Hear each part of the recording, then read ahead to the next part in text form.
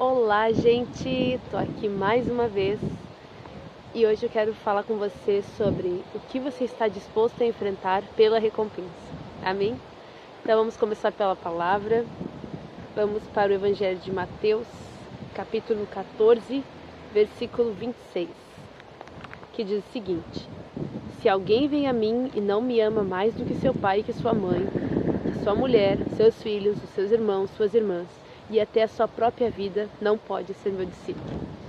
E juntamente com esse versículo eu também quero ler o versículo 33 deste mesmo capítulo 14, que diz o seguinte: Assim, pois, qualquer um de vocês que não renuncia a tudo o que tem, não pode ser meu discípulo.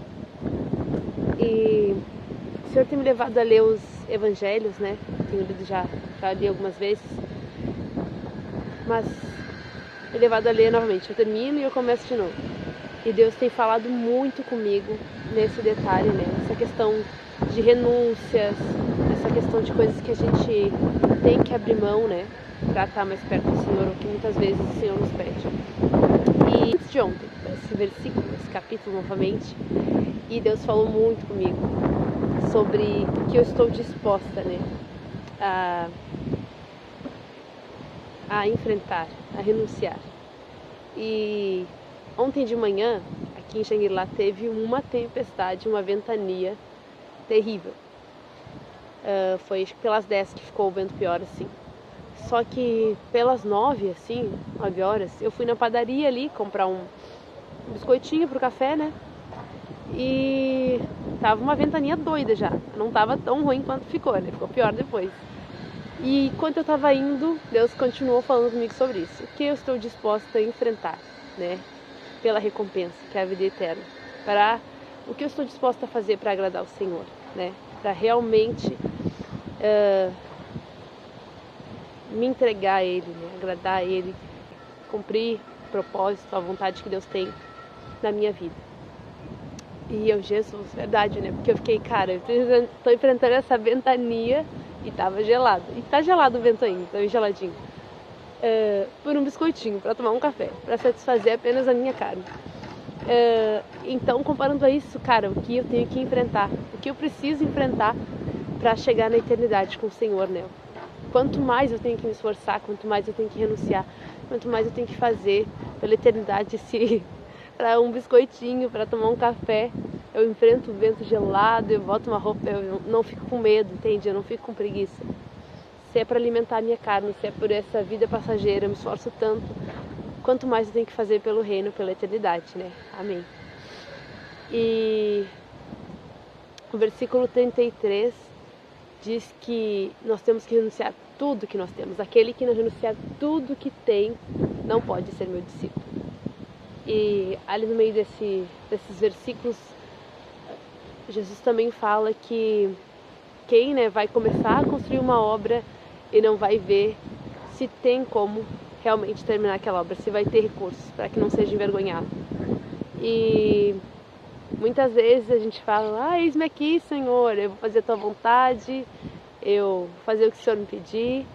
E aí o Senhor nos pede e a gente fala: meu Deus, eu acho que eu não consigo, meu Deus, eu acho que é difícil demais para mim. E Deus não nos dá um fardo maior que nós não possamos carregar. Deus não nos pede para renunciar tudo e nos deixa sozinho, porque a presença dele é perfeitamente completa, satisfatória. A palavra diz em Salmos 16:11 que a presença do Senhor há alegria perpetuamente e à sua direita há delícias, na sua presença há alegria, né? E à sua direita delícias perpetuamente. Então, na presença do Senhor nada falta, não interessa o que você renunciou, o que você deixou, né? Porque a alegria do Senhor é nossa força de fato, e é somente nele que nós temos a plenitude, a satisfação, a paz. E quando nós estamos de fato nele, com ele, nada falta, não importa o que o Senhor te pediu para renunciar, né? Nesse caso aqui no versículo 26, que é algo que eu tenho vivido, né? Que é a distância da minha família, que é quem não amar mais o seu pai e seus irmãos mais do que a mim, não é digno de ser meu discípulo. E a gente pensa, mas nossa, que pesado, né? E eu sempre pensei isso. E aí, esses dias lendo, eu pensei de novo, Jesus, mas isso é tão pesado, isso é tão, né? E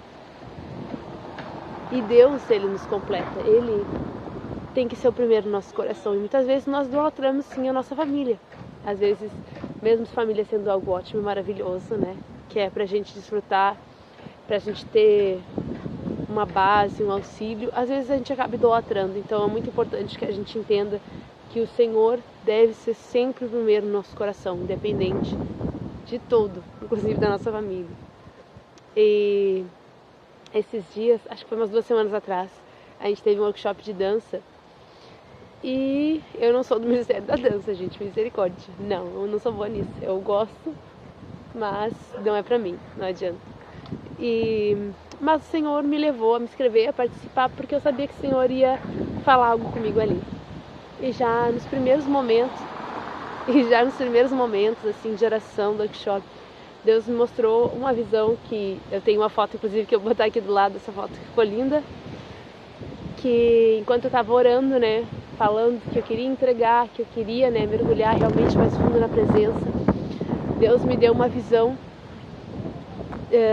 com a minha família, eu e a minha família na eternidade. E meu Deus, né, quem é que não vai chorar com uma cena dessas?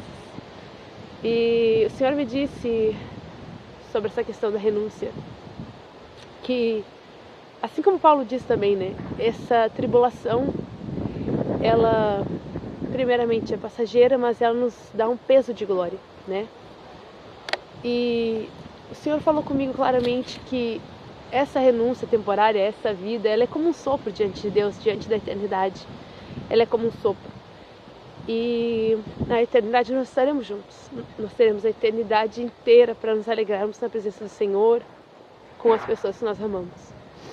E então, de fato, esse momento, essa vida, esse ano, esses meses, eles não são nada, porque nós temos a eternidade para nos alegrarmos com o Senhor, amém? Às vezes tem momentos que são difíceis e às vezes é doloroso, mas nós temos um peso de glória. E se nós, de fato, como eu disse no vídeo anterior, nos entendermos que Deus é real, que a eternidade é real, então tudo isso é, como Paulo disse de novo, tudo isso é lixo, tudo isso não tem valor, não tem valor comparado à eternidade. E não que nós não vamos desfrutar dessa vida, de coisas boas e momentos com a nossa família também, mas que nada disso se compara à eternidade que nós vamos desfrutar na presença do Senhor.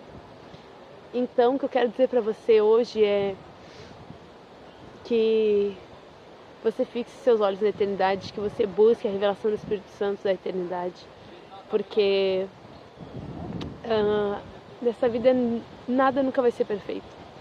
Sempre nós vamos ter dificuldades, porque de fato nós precisamos entender que nós somos totalmente dependentes de Deus e que tudo que nós sofrermos, tudo que nós enfrentarmos vai valer a pena, cada dificuldade, cada dor pequena, cada dor grande, porque nós temos a eternidade para desfrutar ao lado dele. E é nisso que nós temos que pensar em cada momento difícil e nos alegrarmos, porque a palavra nos diz: alegrai-vos no Senhor, né? Porque nós estamos nele, a eternidade é nossa, a vida eterna, nós temos a salvação em Cristo Jesus, nós temos a paz que excede todo entendimento, né? Para os momentos difíceis, para os momentos de tristeza, para os momentos de incerteza, nós temos apenas que declarar, né? Que nós temos essa paz, que nós temos essa alegria, que nós temos essa certeza que o céu é nosso e que nessa terra que nós sejamos úteis para o reino de Deus, que nós possamos ver o reino de Deus avançar e prevalecer sobre as trevas todos os dias, em nome de Jesus. E se você gostou desse vídeo, deixe seu like, deixe seu comentário, se inscreve no canal e até a próxima. Deus te abençoe.